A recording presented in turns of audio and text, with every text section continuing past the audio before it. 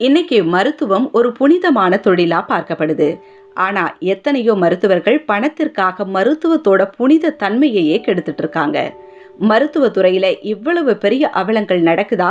இவ்வளவு பெரிய ஏமாற்று வேலை நடக்குதா? அப்படின்றத பார்க்கும்போது நமக்கு பிரமிப்பாவும் வியப்பாவும் இருக்கு. மக்களுடைய அறியாமையை பிரைவேட் ஹாஸ்பிட்டல்ஸ் தெரிஞ்சு வச்சுக்கிட்டு அவங்க பணம் சம்பாதிக்கிறதுலயே குறியா இருக்கிறாங்க.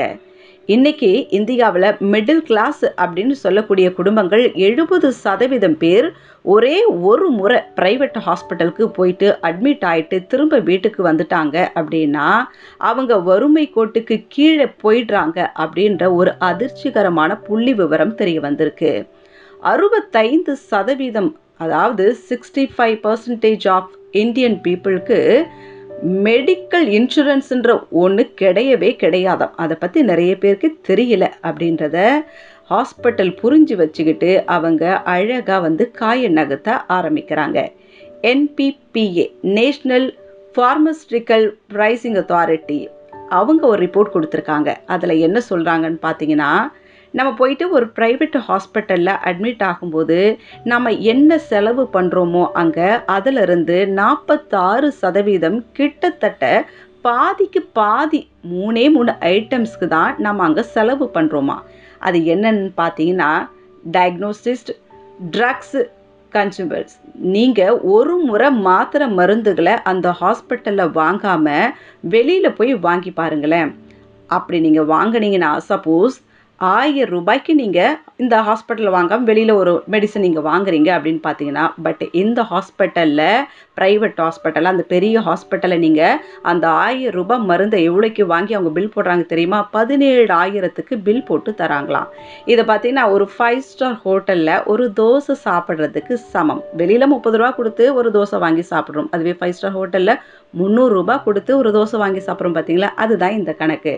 இதில் டயக்னோஸ்டிக்ஸ் சொல்லக்கூடியதை பார்த்தீங்கன்னா, அது என்னன்னா, நம்ம என்னதான் பெரிய ஒரு சென்டரில் போயிட்டு பெரிய லெவலில் இருக்கக்கூடிய இடத்துல போயிட்டு டெஸ்ட் எடுத்துகிட்டு வந்தாலும் கூட அந்த ரிப்போர்ட்டை இந்த ஒரு சில ப்ரைவேட் ஹாஸ்பிட்டல் அக்செப்ட் பண்ணிக்கவே மாட்டாங்க.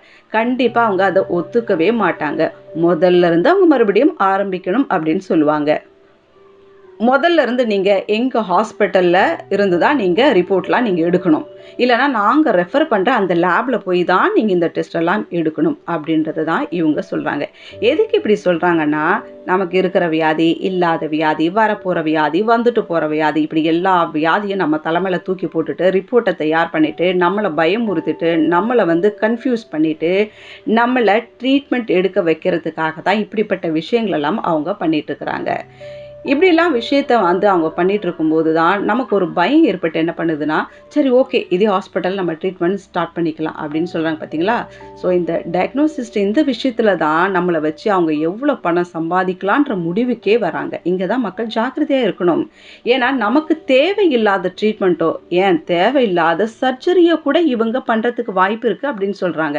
ஏன்னா இன்றைக்கி இந்தியாவில் நடக்கக்கூடிய சர்ஜரியில் 44% சர்ஜரி ஒரு வருஷத்தில் தேவையில்லாமல் நடக்கிற சர்ஜரியாக தான் பார்க்கப்படுது. இதையும் புள்ளி விவரம் தான் சொல்லுது. இன்னைக்கு இந்தியாவில் நடக்கக்கூடிய ஹார்ட் சர்ஜரியில் 55% தேவையில்லாது, யூட்ரஸ் சர்ஜரியில் 48% அன்வான்ட் சர்ஜரி, கேன்சர் சர்ஜரியா 47% unwanted surgery, C section surgery சொல்லவே தேவையில்லை, 45% அன்வான்ட் சர்ஜரி. இதெல்லாம் எதுக்கு நடக்குது? யாரை திருப்திப்படுத்துறதுக்காக நடக்குது? மெடிசன் படிச்சுட்டு பல பேரோட உயிரை காப்பாற்ற போகிறோம் அப்படின்ற கனவோட பெருமையோடையும் எம்பிபிஎஸ் முடிச்சுட்டு வெளியில் வரக்கூடிய ஒவ்வொரு ஸ்டூடெண்ட்டும் இந்த அசிங்கத்தை பண்ணணும்னு நினச்சிட்டா படிச்சுட்டு வராங்க இல்லையே. அப்ப நடுவில் எந்த இடத்துல தான் தப்பு நடக்குது? நல்லா ஆரம்பிக்கிற அவங்களோட மருத்துவ பயணத்துல இந்த தப்பு எங்க நடக்குது? எங்க விழ போறாங்க மருத்துவர்கள்? இதோ உங்களுக்கான பதில். இன்னைக்கு கார்ப்பரேட் கம்பெனிஸால் ஆரம்பிக்கப்பட்ட ஒவ்வொரு கார்ப்பரேட் ஹாஸ்பிட்டலையும் கார்ப்பரேட் கம்பெனி மாதிரியே டார்கெட் செட் பண்ணி ப்ராஃபிட் பார்க்குறாங்க. ரீசெண்டாக ஒரு ரிசர்ச் பண்ணியிருக்காங்க. அதில் என்ன ரிப்போர்ட் சொல்லியிருக்காங்கன்னா, இந்த மாதிரியான பெரிய பெரிய கார்ப்பரேட் ஹாஸ்பிட்டல் எல்லாமே டார்கெட் பேஸ் ரெவென்யூ மாடலில் தான் ஒர்க் பண்ணிட்டு இருக்காங்களாம். அதாவது ஒவ்வொரு டாக்டருக்கும் ஒவ்வொரு சர்ஜனுக்கும் மாதம் ஒரு கண்டிப்பாக டார்கெட் இருந்துகிட்டே இருக்குதாம். அந்த டார்கெட் அவங்க அச்சீவ் பண்ணணும். அந்த டார்கெட்டை இவங்க கரெக்டாக அச்சீவ் பண்ணுறாங்களா இல்லையா அப்படின்றத, பேஷண்ட்டை கரெக்டாக கன்வின்ஸ் பண்ணுறாங்களா இல்லையா அப்படின்றத கண்காணிக்க MBA படித்த ஒவ்வொரு மேனேஜர்ஸும் ஒவ்வொரு ஹாஸ்பிட்டலில் வேலை பார்த்துட்டு இருக்காங்களாம். இது போக sales team, advertisement team, management team, digital marketing அப்படின்ட்டு ஒரு பெரிய திருவிழாவுக்கு நடுவில் மருத்துவம் அப்படின்ற ஒரு சின்ன அழகான சேவை தொலைஞ்சு போய் ரொம்ப நாளாச்சுங்க. இந்த ட்ரீட்மெண்ட்டுக்கு பயன்படுத்துகிற காஸ்ட்லி எக்யூப்மெண்ட்லாம் இருக்குது பாருங்கள், அது ஒரு பெரிய விஷயம். அது என்னன்னு பார்த்தீங்கன்னா, பெரிய பெரிய எக்யூப்மெண்ட்ஸ்லாம் பெரிய பெரிய ஹாஸ்பிட்டலெல்லாம் வச்சுருப்பாங்க. அந்தந்த எக்யூப்மெண்ட்ஸ்லாம் பார்த்தீங்கன்னா ஒரு சில ஹாஸ்பிட்டலில் வந்து லீஸ்க்கு எடுத்திருப்பாங்க. அந்த லீஸ் அமௌண்ட்டும் அவங்க பே பண்ணணும், இல்லைனா பணம் கொடுத்து வாங்கியிருப்பாங்க. ஸோ அந்த பணம் கொடுத்து வாங்கியிருக்காங்களே, அந்த போட்ட காசை திருப்பி எடுக்கணும் இல்லையா? இதெல்லாம் எப்படி திருப்பி எடுப்பாங்க அப்படின்றத பார்த்தீங்கன்னா, ஒவ்வொரு எக்யூப்மெண்ட்டும் கண்டிப்பாக மாதத்துக்கு இவ்வளோ முறை ஓடி இருக்கணும் அப்படின்ற ஒரு விஷயம் இருக்குது. அதனால தான் இந்த டார்கெட் அப்படின்றதே ஃபிக்ஸ் பண்ணியிருக்கிறாங்க. ஸோ இத்தனை நிமிஷம் இத்தனை மணி நேரங்கள் இந்த மிஷின் ஓடி இருக்கணும்னா டாக்டர்ஸை வந்து அந்த ப்ரெஷருக்குள்ளே கொண்டு போகிறாங்க. அந்த பேஷண்ட்டை கன்வின்ஸ் பண்ணி அந்த எக்யூப்மெண்ட்டில் அவங்க ட்ரீட்மெண்ட் எடுக்கிற அளவுக்கு, செக்அப் பண்ணுற அளவுக்கு அவங்கள கொண்டு வரணுமா டாக்டர்ஸ். இப்போ பார்த்தீங்கன்னா சின்னதாக ஒரு 2 lakhஸில் முடியக்கூடிய ஒரு சின்ன ஒரு அறுவை சிகிச்சைன்னு வச்சுக்கோங்களேன். இதை வந்து டாக்டர்ஸ் அப்படி இப்படி அது இது எதனா சொல்லி இருக்கிறதுலே ஹை காஸ்டில் 7 lakhஸில் இருக்கக்கூடிய ரோபோட்டிக்கல் சர்ஜரிக்கு ப்ரிஸ்கிரைப் பண்ணுறாங்க. ஏன்னா அந்த டாக்டருக்கு அந்த மாதம் அந்த ரோபோட்டிக் எக்யூப்மெண்ட்டுக்கு டார்கெட் இருக்குது. டார்கெட்டை அவங்க வந்து கம்ப்ளீட் பண்ணணும், கம்ப்ளீட் பண்ணியே தான் ஆகணும். டார்கெட்டை கம்ப்ளீட் பண்ணாதான் அவங்க வந்து கண்டினியூஸாக அந்த ஹாஸ்பிட்டலில் வேலை செய்ய முடியுன்ற சூழ்நிலைக்கு தள்ளப்படுறாங்க. டாக்டர் கிட்ட போன உடனே டாக்டர் கேட்கக்கூடிய கேள்வி என்ன தெரியுமா? நீங்கள் எங்கே ஒர்க் பண்ணுறீங்க, என்ன பண்ணுறீங்க, உங்களுக்கு மெடிக்கல் இன்சூரன்ஸ் இருக்கா, அப்போ இவ்வளோ கிளைம் பண்ணலாமே நீங்கள் அப்படின்ற விஷயத்தை தான் நிறைய டாக்டர்ஸ் கேட்க ஆரம்பிக்கிறாங்க. உடல் ரீதியாக உங்களுக்கு என்ன பிரச்சனை இருக்குது, இதனால் இப்படி இப்படிலாம் நடக்கும் அப்படின்றதையே என்றையே தான் கேட்க ஆரம்பிக்கிறாங்க. ஸோ இப்படியெல்லாம் கேட்கும்போது அவங்களுக்கு ஒரு மைண்ட் ஃபிக்ஸ்குள்ளே வராங்க. ஓ, இந்த பேஷண்ட்டை வச்சு நம்ம இந்த மாதத்தோட டார்கெட்டை அச்சீவ் பண்ணிடலாம், முடிச்சிடலாம், நமக்கு ஒரு பெரிய ஆடு கிடச்சிருக்கு அப்படின்ற மனநிலைக்கு டாக்டர்ஸ் ஆட்டோமேட்டிக்காக வராங்க. ஸோ ஒரு நார்மலாக கார்ப்பரேட் கம்பெனியில் வேலை செய்யக்கூடிய ஒரு சேல்ஸ்மேனுக்கு இருக்கக்கூடிய அந்த target pressure, month and target pressure, meeting target achieve பண்ணலன்னா மேலே இடத்துலேருந்து ஒரு வார்னிங் கொடுப்பாங்க. அடுத்த முறையும் அதே போல் அச்சீவ் பண்ண முடியாமல் போச்சுன்னா அவங்கள வேலையிலேருந்து தூக்கிடுவேன்னு சொல்கிறாங்க. இப்படி பல பிரச்சனைகளுக்கு மத்தியில் தான் டாக்டர் வேலையை செஞ்சுட்டு இருக்கிறாங்க. பொதுவாக டாக்டர்களுக்கு ப்ரெஷர் இருக்கக்கூடாது அப்படின்னு சொல்லுவாங்க. குறிப்பாக சர்ஜனுக்கு கண்டிப்பாக ப்ரெஷர் இருக்கவே கூடாது. ஆனால் இவ்வளோ பெரிய ப்ரெஷர்லையும் இப்படிப்பட்ட மனநிலையிலும் தான் ஒரு சர்ஜன் ஆப்ரேஷன் தியேட்டருக்குள்ளேயே வராங்க அப்படின்றத யோசிக்கும் போது இவ்வளோ கஷ்டமாக இருக்குல்ல. அதனால தான் ஒரு சாதாரண ஓபி பேஷண்ட்டாக போகக்கூடியவங்களை கூட ஏதேதோ சொல்லி பயமுறுத்தி ஆப்ரேஷன் அவங்கள ஓகே சொல்ல வச்சு அவங்க கிட்டேருந்து பணம் கொடுக்கறதுக்கு இவங்க முயற்சி பண்ணுறாங்க. ஒரு டாக்டர் எவ்வளவு அளவுக்கு அந்த ஹாஸ்பிட்டலுக்கு சம்பாரிச்சு கொடுக்குறாரோ அவ்வளவு அளவுக்கு அவரோட சம்பளமும் ஏறும் அப்படின்னு சொல்கிறாங்க. 1 லட்சத்துலேருந்து 1 கோடி வரைக்கும் கூட ஒரு சில டாக்டர்லாம் சேலரி வாங்குறாங்கன்ற ஒரு கருத்து கணிப்பு இருக்குது. ஒரு கட்டத்துக்கு அப்புறம் ஹாஸ்பிட்டலுக்கு சம்பாரிச்சு கொடுக்கணும் அப்படின்ற ஒரு மனநிலைக்கு அவங்க ஆட்டோமேட்டிக்காக தள்ளப்படுறாங்க. அதனால தான் சில டாக்டர்ஸ் எவ்வளவு இல்லீகலாக இருந்தாலும் பரவாயில்லன்ட்டு ஒரு சில ஸ்கேம்ஸ் பண்ணுறதுக்கு தயாராக இருக்கிறாங்க.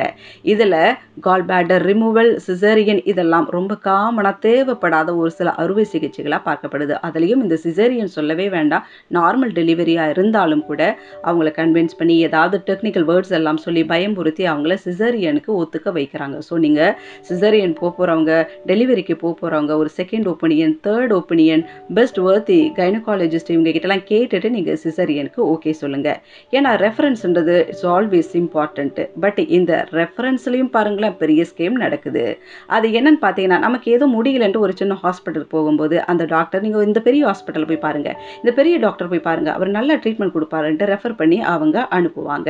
இவங்க அங்கே போய் அந்த டாக்டரை பார்க்கும்போது அந்த ரெஃபர் பண்ணார் பார்த்தீங்களா, அந்த டாக்டருக்கு அந்த பெரிய ஹாஸ்பிட்டல்ந்து ஒரு பர்சன்டேஜ் அளவுக்கு கமிஷன் கொடுக்குறாங்க. இது ஒரு வியாபாரமாக போயிட்டு இருக்கு. எம்ஆர்ஐனா 40%, பிளட் டெஸ்ட்னா 10 to 15%, சிடி ஸ்கேனர் 20%, இப்படி கமிஷன் வியாபாரம் நடக்குது. இந்த மாதிரி அவங்க அவங்க லேபில் பண்ணக்கூடிய ஃப்ராடு டெஸ்ட்டுக்கெலாம் பேர் சிங் டெஸ்ட் அப்படின்னு சொல்கிறாங்க. உண்மையிலேயே அவங்க எந்த டெஸ்ட்டும் பண்ண மாட்டாங்க. இது ஒரு ஃபேக் டெஸ்ட். உங்ககிட்ட பிளட், யூரியன் இந்த மாதிரியான சாம்பிள்ஸ் எல்லாம் வாங்கிட்டு அதை நீங்கள் இந்த பக்கத்துலேருந்து அந்த பக்கம் போனதுக்கப்புறம் சிங்கில் ஊற்றி அதை வேஸ்ட் பண்ணிடுவாங்க.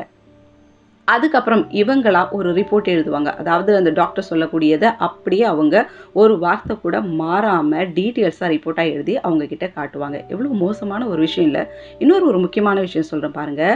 எனக்கு தெரிஞ்ச ஒருத்தர் அவருடைய அம்மாவுக்காக பெரிய ஹாஸ்பிட்டலில் ஒரு சாதாரண பிரச்சனைக்கு ட்ரீட்மெண்ட் போயிருக்காரு.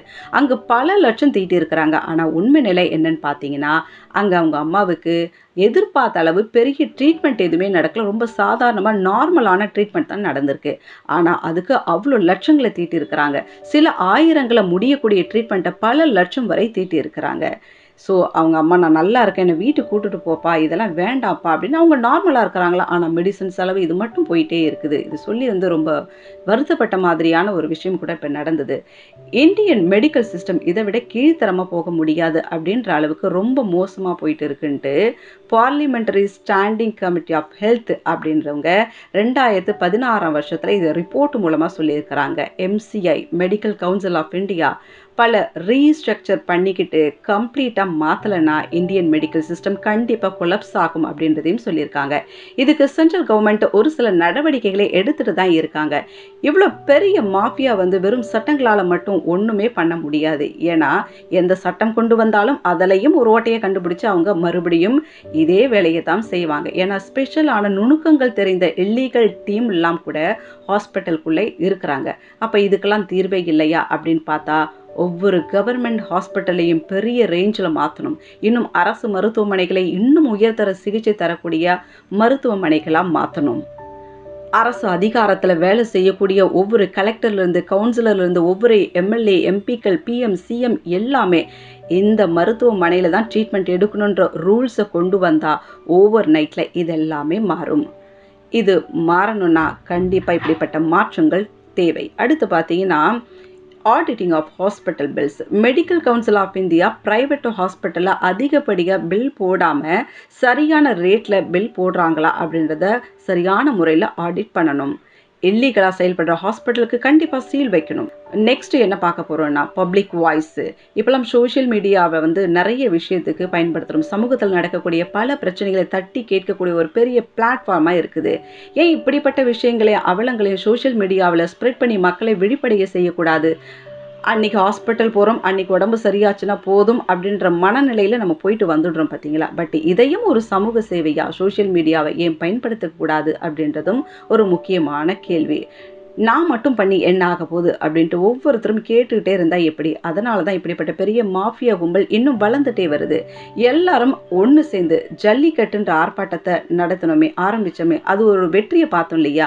ஏன் இதுலேயும் கூட அப்படி நடத்தலாம் இல்லையா? ஒரு பெரிய ஒரு சின்ன ஒரு விஷயம் ஆரம்பிக்குது, பெரிய ஒரு ரிசல்ட் கொடுக்கலாம்ல. நிறைய இடத்துல இன்றைக்கும் 5 ரூபாய்க்கும் 10 ரூபாய்க்கும் வைத்தியம் பார்க்குற நல்ல டாக்டர்ஸ் எல்லாம் இருந்துட்டு தான் இருக்கிறாங்க. ஆனால் அவங்களுக்கெல்லாம் இந்த சமுதாயத்தில் சரியான அங்கீகாரம் கிடைக்கிறதே இல்லை. கடவுள் போல நினைச்சிட்டு இருக்க மருத்துவர்கள் மனசாட்சியா ஹாஸ்பிட்டலுக்கும் பார்மசிக்கும் கூறு போட்டு வித்துட்டு இருக்கிற வரைக்கும் இந்த நிலைமை மாறவே மாறாது. மக்களை விழிப்படையுங்கள். வல்லவன் உங்களில் ஒருவன்.